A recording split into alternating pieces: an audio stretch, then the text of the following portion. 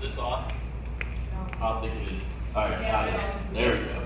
Alright, my name's Zach, and I'm a junior at Northwood, and I'm very excited to speak.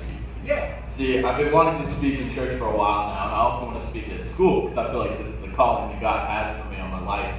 But I wanted it to happen overnight. I wanted to just be preaching the gospel to people just because I thought that's what I was supposed to do. But it wasn't. You see, God's not going to make me happen overnight because He doesn't want me to screw up. He doesn't want me to make a fool out of myself. He wants to lay out baby steps for me. If He doesn't lay out baby steps for me, it's not going to be this trial and error process where I don't respect what I have.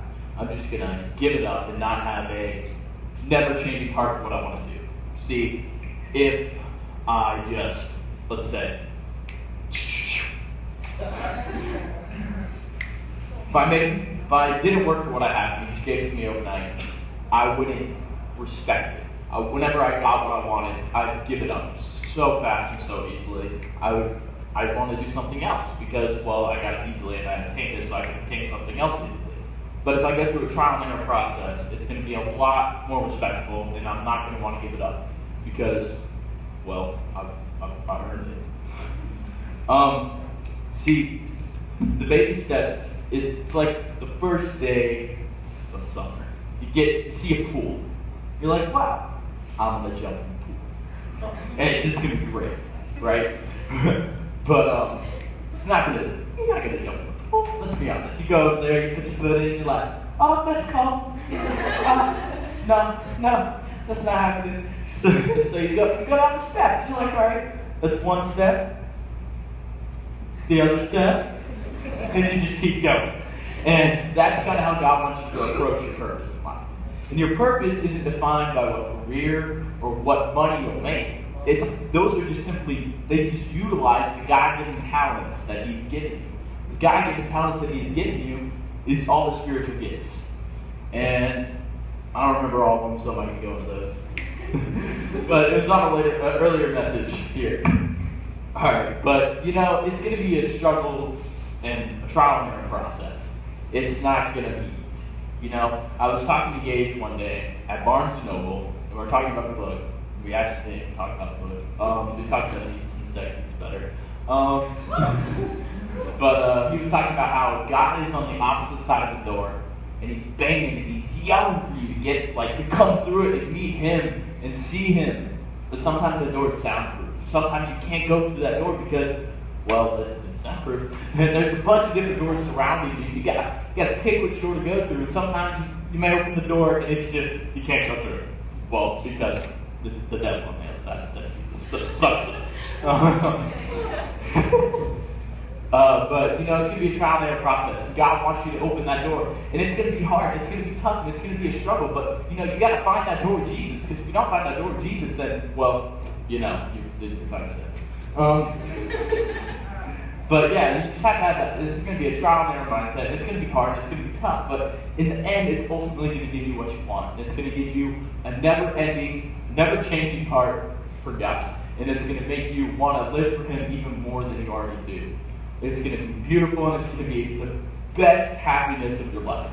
It's so much more than your happiness, though. It's about serving God. It's about serving what He wants you to do in your life. He wants you to serve other people. He wants you to be like Jesus. Gage also, because he has very wise words, and he's a wise teller.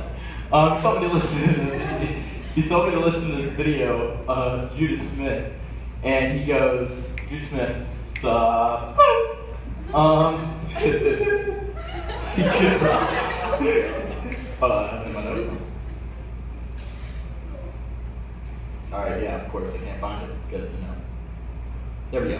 It says, Judah Smith says, when we reflect the image of our God, we find our greatest purpose and fulfillment. So if we just act like Jesus, we're going to find our purpose, we're going to find our fulfillment because we're acting like our Creator. If we act like our Creator, then we have a purpose. And that is our ultimate purpose. And yeah, so God's plan is greater for your life. And it's going to be hard and it's going to be tough. But in the end, it's all worth it. And Romans 8:28 is on the screen, I think. Not yet, but it will be, hopefully. Maybe not. No? There we go. And we know that God causes everything to work together for the good of those who love God and are called according to his purpose for them. See, I gotta read it again, really better read it. Retaining knowledge. We're together for the good of those who love God. So if you love God and you live for God, you will have a greater purpose. You have a purpose. You'll have the greatest fulfillment, as Judas Smith said. Because we weren't called to fit into this world. That's why the world hates us. It's like spat us back out. Because we're not of the world. We're of Jesus. That's who our Creator is. We need to act like Him. And yeah, that's all I got for y'all. That was a lot faster than I thought. I hate Jordan. And I'm going to pray. If y'all bow your heads and close your eyes, please. Dear God, thank you for this day, and thank you for the wise words that me and Becky both had. And I just pray over every student in this room that they're affected in some way by it, Lord, and that you just bless them with a great day and a great everlasting life, and that their purpose be built with you on a foundation that is you, of Jesus. In Jesus' name I pray. Amen. Amen.